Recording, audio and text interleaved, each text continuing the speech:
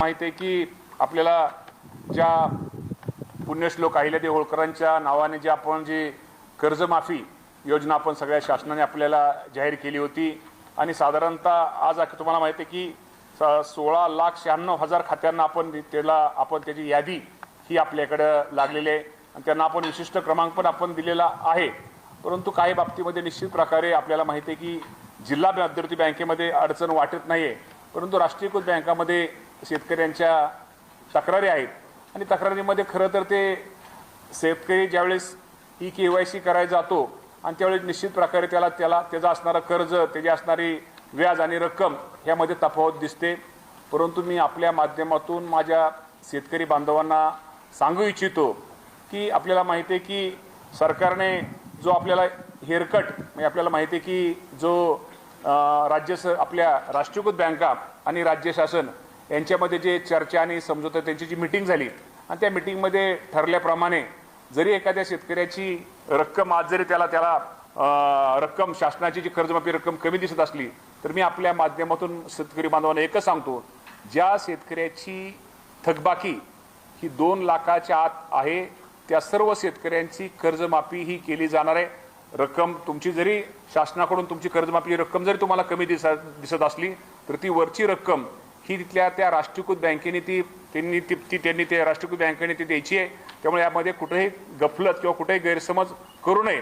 त्यामुळे रकमेच्या बाबतीमध्ये जे राज्य शासनाने आपल्याला जी रक्कम जाहीर केलेली ती संपूर्ण रक्कम थकबाकी रक्कम तुम्हाला सगळ्यांना तिथं थकबाकी रक्कम ही बँकेमध्ये राष्ट्रीयकृत बँका आणि शासनावरची रक्कम जी शासनाने दिली आणि शासन वरची रक्कम ही राष्ट्रीयकृत बँक भरणार आहे। त्यामुळं ती बँकेचा दाखला हे माझ्या शेतकरी बांधवांना मिळणार आहे आणि दुसऱ्या दिवशी नवीन ती कर्ज सुद्धा त्याला वाटप करायला आम्ही त्याप्रमाणे सांगितले जाणार आहे। मामा, परवा केंद्रीय कृषी मंत्री शिवराज सिंग चौहान यांच्यासोबत तुमची एक बैठक झाली आणि कर्जमाफीच्या दुसऱ्या हप्त्यासाठी महाराष्ट्र राज्य अव्वल ठरलं।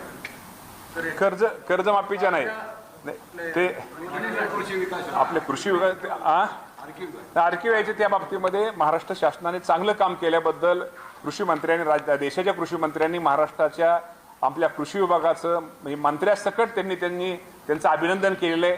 तुम्हीही करता त्यामुळे तुमचेही आभार। मामा, गुलाबराव पाटील यांनी एक वक्तव्य असं केलं की शेतकऱ्यांना त्रास झाला तरी चालेल पण उद्योजकांना त्रास नाही। त्याचा अर्थ आपण खरं तर वेगळा घेतला, असं त्यांचा अर्थ नव्हता। तो मेळावा उद्योजकाच्या तिथल्या ह्याचा होता, त्यांनी ते बारीक छोटासा कार्यक्रम घेतला होता। त्यामध्ये त्यांनी सांगितलं होतं त्याचा शेतकऱ्यांना असा अर्थ नव्हता की आम्ही सहन करतो, म्हणजे गुलाबराव पाटील स्वतः शेतकरी आहेत, आम्ही सहन करतो, पण ते पलीकडे उद्योग आपल्या काय उद्योगांना जर लाईट नाही दिली तर ते सहन करू शकणार असं त्यांच्या बोलण्याच्या अर्थाचा अनर्थ झाला। असं काही नव्हतं। गुलाबराव पाटील पण हाडाचे शेतकरी आहेत आणि त्यामुळे निश्चित प्रकारे शेतकऱ्यांविषयी त्यांची भावना ही खूप चांगली आहे, पण त्याचा अर्थ घेताना थोडा ही घेतला आणि बोलताना आपण ते गावातल्या बोलीभाषेत ते बोलले की त्यांचा कार्यक्रम होता, ते बोलीभाषेत बोलले, याचा अर्थ तसा त्यांचा नव्हता। त्यांचं शेतकऱ्यांविषयी प्रेम आहेच, उलट शेतकऱ्यांना वीज मिळावी, कर्ज माफी मिळावी, शेतकऱ्यांच्या प्रश्नाविषयी आम्ही ज्यावेळेस कॅबिनेट मीटिंगमध्ये पाहतो तर शेतकऱ्यांविषयी त्यांना अत्यंत एक जिव्हाळा असतो आणि त्यांची मांडणी ही शेतकऱ्यांविषयीच असते।